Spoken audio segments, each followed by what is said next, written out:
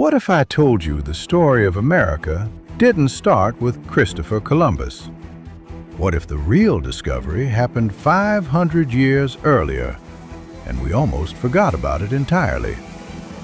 Let me take you back, way back, to a time when Native Americans ruled a land Europeans didn't even know existed, and to the moment when Vikings, yes, Vikings, became the first outsiders to set foot on American soil.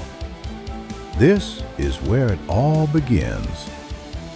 Long before any European explorer arrived, North America was thriving. We're talking about millions of people living in sophisticated societies.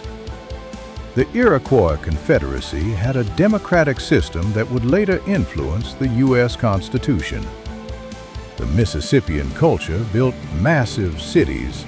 Cahokia, near modern-day St. Louis, was larger than London in the 1200s. These weren't primitive tribes. They had trade networks, governance, agriculture, and culture that had flourished for thousands of years. But they had no idea what was coming. Around the year 1000, a Norse navigator named Leif Erikson heard whispers of a mysterious land to the west. His friend Bjarni had been blown off course and glimpsed strange shores. Erikson decided to investigate. He sailed across the North Atlantic and landed in what we now call Newfoundland, Canada. He built a settlement, Los Meadows. For about 20 years, the Vikings tried to make it work, but harsh winters, conflicts with the natives, and isolation forced them out. They abandoned the settlement and sailed home. And here's the kicker: Europe forgot about it. For 500 years, this discovery sat in the shadows of history, until 1492. Christopher Columbus wasn't looking for America. He was looking for a shortcut to India: spices, silk, riches. Instead, he landed in the Bahamas. He had no idea where he was. He called the natives Indians. Oops. But when he returned to Spain with tales of gold and endless opportunity, Europe exploded with excitement. Suddenly, every major power wanted in. Spain, England, France, Portugal. They all sent explorers, soldiers, and settlers to claim this new world.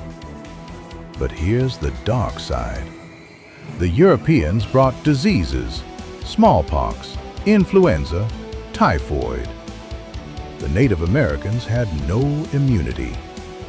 Within a century, an estimated 90% of the indigenous population was dead. 90%. Let that sink in. By the early 1500s, the race to claim America was on. Spain dominated South America and the Caribbean, extracting gold and silver. Portugal took Brazil. France eyed the lucrative fur trade in Canada. England? England was late, but ambitious. In 1497, John Cabot, an Italian working for England, reached Newfoundland, the same place Leif Erikson had been 500 years earlier. England now had a foothold. Everywhere the Europeans went, they encountered Native Americans. Some meetings were peaceful, others were violent. And the colonization, it was about to get brutal. But here's the thing: settling America wasn't easy. In fact, the first attempts were disasters.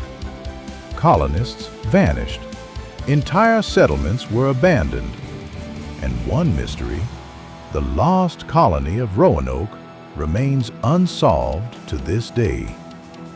What happened to them? Where did they go?